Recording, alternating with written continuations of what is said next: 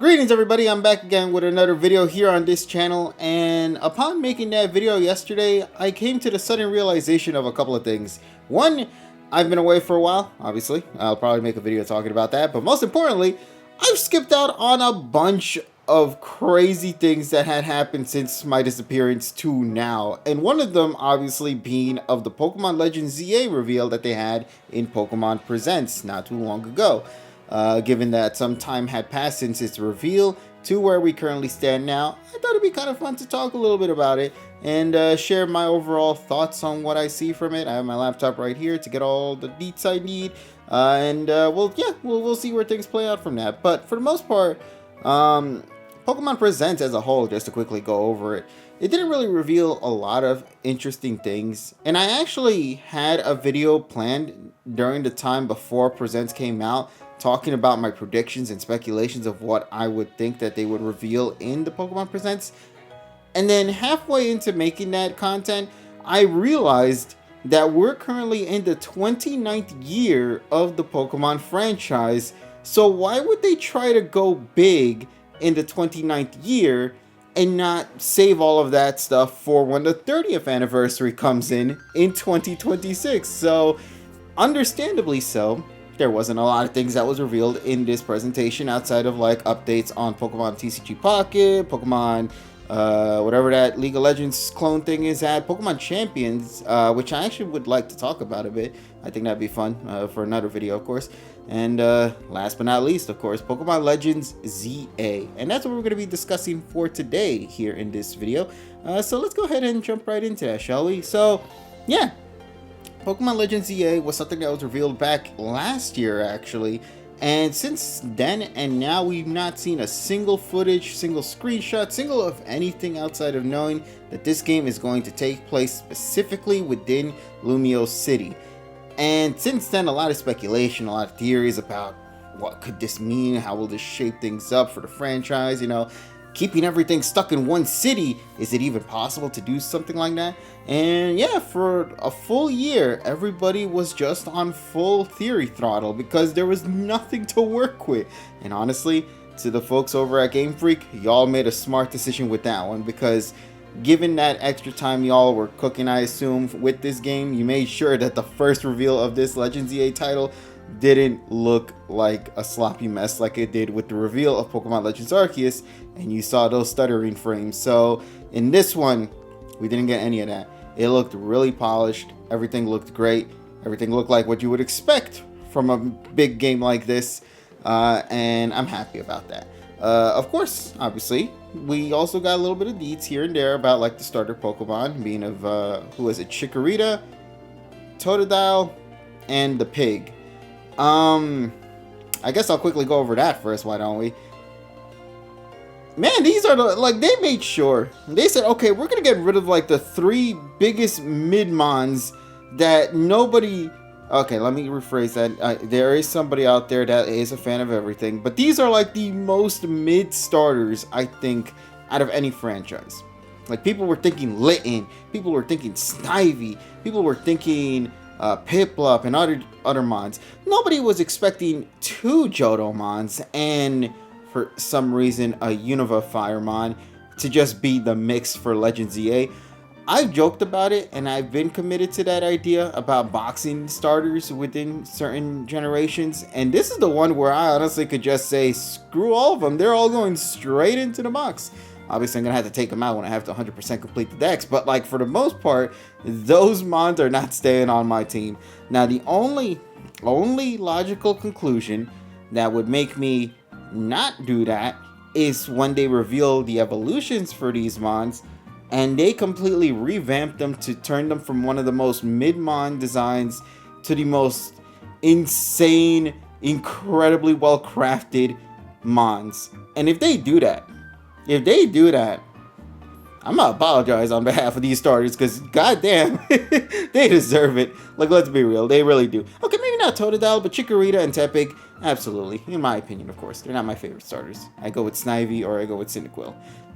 Even Oshawott. But the pig, not so much. And so yeah, not a really big fan of the starters in this one. And personally, that's gonna, not really change a lot of things because there are a lot of other mons that are gonna be available in this game. We did get to see a good selection of mons. We got to see Absol, we got to see Charizard, we got to see Mega Evolution returning as a concept once again, which is gonna be very interesting to see, especially with the new battle mechanics that they got set for this game. And by God, by God, this looks a lot of fun. Obviously, taking a bit of inspiration, this might sound a little weird, from Xenoblade Chronicles 2 of all games. And why do I say this? Is because there's actually like real-time combat going on in this game, which kind of is slowly but surely getting and inching itself a little bit closer to replicating the feel of the Pokemon anime itself. You actually get to command the Pokemon to move out of a certain distance so that the attack misses it, and even command it in a certain point to hit this particular spot and see if it hits the mon. There's a lot of cool little details like that it looks like it might not mean like much, obviously. But this could mean a big deal for how combat could evolve in the future.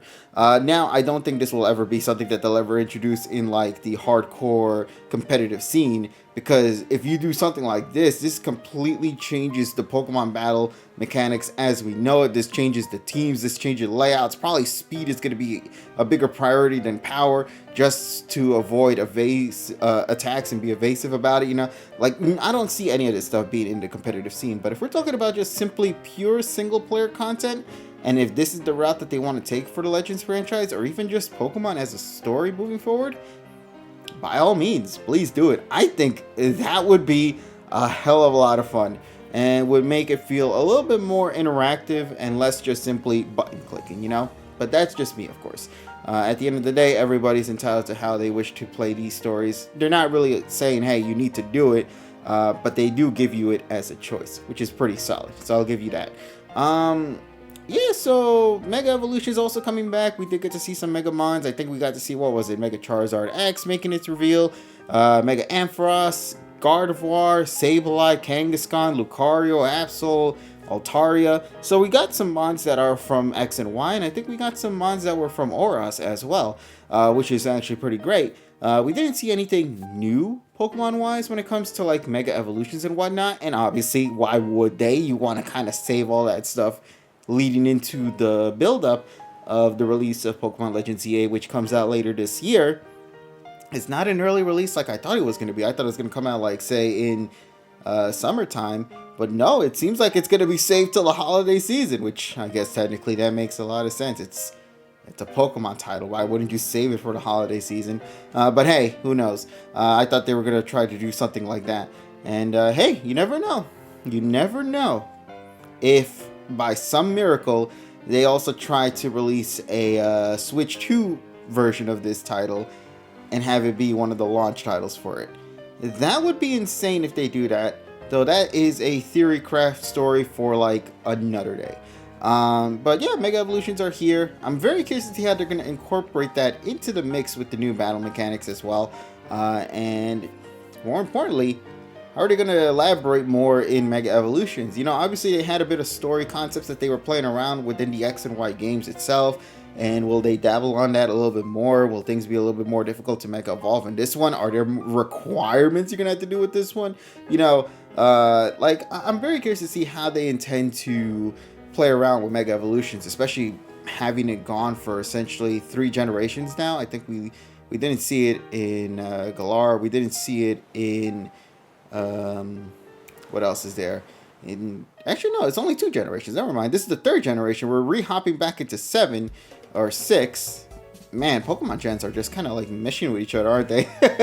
But yeah, we're jumping back again to Gen 6 concepts. Pretty cool. I hope they really do play around with Mega Evolutions just a little bit more, and kind of give us more mons that we can, play with when it comes to Mega Evolution. I'm looking at you, Game Freak. There is a cute mon from Generation 3 that deserves a Mega. You gave it to the other dragon. You kind of missed out on this one over here. This adorable little creature. Come on. You know who I'm talking about, okay? I don't have to show an image here, but if I do, I'll gladly put something probably around here. If I'm even looking at something. I don't know. Maybe here? I don't know. Point of the matter is, you know what I'm talking about, okay? That mon deserves some love. And y'all deserve to do something for her. Anyway, so yeah. After that, we did get to see a little bit more of like these zone areas where you walk into it, and this is where wild mons are, and you can battle them like that in the wild, capture them. Similar mechanics to that of Pokemon Legends Arceus, except now that since once again this entire game is involved within just the city of Lumios, this means you're not really going outside to mountains or to the desert or to the sea and whatnot. Now everything is all planted in here, which makes things very interesting on how they're gonna try to diversify the locations without making anything feel samey. You know what I mean? Obviously, we got like the sewer system, so they'll probably play around with the sewers. They got the main, city itself, so they're probably gonna have like a park area where they can have grass mons and all that. But like, what about mons in the sky? What about mons like that live by volcanic things, like lava and whatnot? Like, how are we gonna fiddle around with that? And so, yeah, no, it's gonna be very interesting to see what they intend to do with this. And I am very skeptical, I guess you could say is the word. Yeah, skeptical, because nobody knows as to what's gonna happen with this. And I hope, I really hope it's good though. So fingers crossed. Game Freak, y'all kept quiet for a long time, so I'm trusting in your judgment, okay? y'all have to be cooking something here, please. Yeah, so we also got that. We did get to see some characters be introduced into this storyline. We got to see, obviously, AZ. We got to see that Floette, the one that everybody thought we were going to get as a in-game mod, because apparently there was data for it in Generation 6, and we never got it at all whatsoever. So, looking from what we're seeing in this game, a mod that was inaccessible to everybody outside of hacking is now something that could legitimately be a thing, and that to me is really freaking awesome. But that depends on how the story is going to play out. Which, speaking about the story, what in the world is this story? When Legends Arceus came out, obviously we knew that we were heading back in time to rewrite certain things and do certain things under the command of God itself. But Legends ZA is such a fascinating one in regards to like its setting, its location. Like, how are we doing this? Is there something that happened that completely triggered the events of X and Y to be non-existent no more? And this is like an alternate universe entirely separate from what we know. Like did the big ass cannon attack that launched into the sky and landed back into Earth, did that succeed? Did that erase everything? Like, what happened? How did we get here? Where are we exactly? I know it looks very futuristic in a sense, in that we're more further into the story of X and Y than we are going back in time, but like, I don't know. I really don't know. And to me, in that aspect, I'm very excited for it, because hell, if you're fans of like the lore side of things for Pokemon, this sort of thing should be, satisfying you in some sense, because it's like, hey, how are they gonna, play out the story of X and Y and try to attach it to this one? Is it even gonna be something that's gonna be brought into this story mix? Or with AZ, what's his deal? How did he suddenly just become like just present in the storyline, and he seems to be pretty chill and whatnot? There's just so many interesting things that we don't know about. And then of course those two characters that I think alter gender depending on if you choose the male or the female protagonist, which just looks pretty cool, I'll give it that. You got some character designs here and there with like admins and whatnot. We don't really know much about it, we just know a little bit of things here and there. And last but not least, there's like this really cool parkour system that has you jumping around the top of the building, which does look cool, I'll give it that. I do feel bad though for the folks that live down there. Like, imagine you're sleeping at like 2 o'clock in the morning and some 10-year-old kid is up there on top battling some weird ass Rookidee with a freaking Tyranitar, and your ass is just hearing the rumblings all over and you can't sleep for shit. So yeah, I don't know. I really don't know how this game is gonna play out. I think to me, this game feels the most refreshing in a sense because of the fact that it feels so limited, that now they have to work around that limited space and see what could they come up with to actually make the story naturally feel, well, alive, feel active, feel like you're progressing, you know. And to me, I think that's what makes Legends CA a really cool concept. In terms of execution, that, well, we'll have to wait when the game drops. And that's really all I gotta say for this title. There's not really much to go off of outside of what we've seen. I'm not gonna get all analytical on it. I'm sure there are hundreds of videos out there on YouTube that go into all the details about like the particular water and the mons and whatever it is. I'm just seeing what I see, and I see a really fun game that I hope its execution is done well. And will it? Time will tell for that one. But for now, that's really all I gotta say. For the most part, very solid impression wise, and cannot wait to see what the game trailers are gonna look like as we progress throughout the rest of this year. And obviously, we might even see more of it sooner than you think. As you know, there's a Nintendo Direct coming out really soon for the Switch 2, and as I stated before, you never know, maybe Legends EA could also be part of the Switch 2 lineup, and they're saving it for that, and we might see something completely different for that title. Only time will tell, of course. But for the most part, yeah, that's really all I gotta say in terms of just first impression wise and just getting it out of the way here in this video. That's really all I got, and I just would love to take this chance to go and see what you guys gotta say in the comment section down below about your overall thoughts, opinions, and theories, I guess, in regards to Legends EA. What do you think about it so far? Some time has passed. It's almost been a month since it was first revealed, and this gives us a bit of time to kind of, you know, lay back a bit, kind of give ourselves a little breather, and just sort of see things with a more open eye. And now that we had time for that to digest all of this, has your opinions on this title changed since then till now? Or maybe you're more optimistic, you know, maybe you're more skeptical. Like, I'm very curious to see what you guys got to say about that. And yeah, that's really all I got to say. Like I said, later down the road, I'm probably going to talk a little bit more about Champions when we do get more information about it. Or hell, I might even just talk about it in the next video. I'm not really 100% sure. But yeah, I didn't want that to kind of get in the way of the ZA discussion in this one. So that's why I saved it as is for now. And yeah, once again, my name is KG Prestige. Thank you guys so very much for tuning into today's video. Hope you guys enjoyed it. And thank you guys again for the very kind welcome back on the previous video I had just dropped. It was a lot of fun to make, a lot of fun to speculate, a lot of fun of this and that.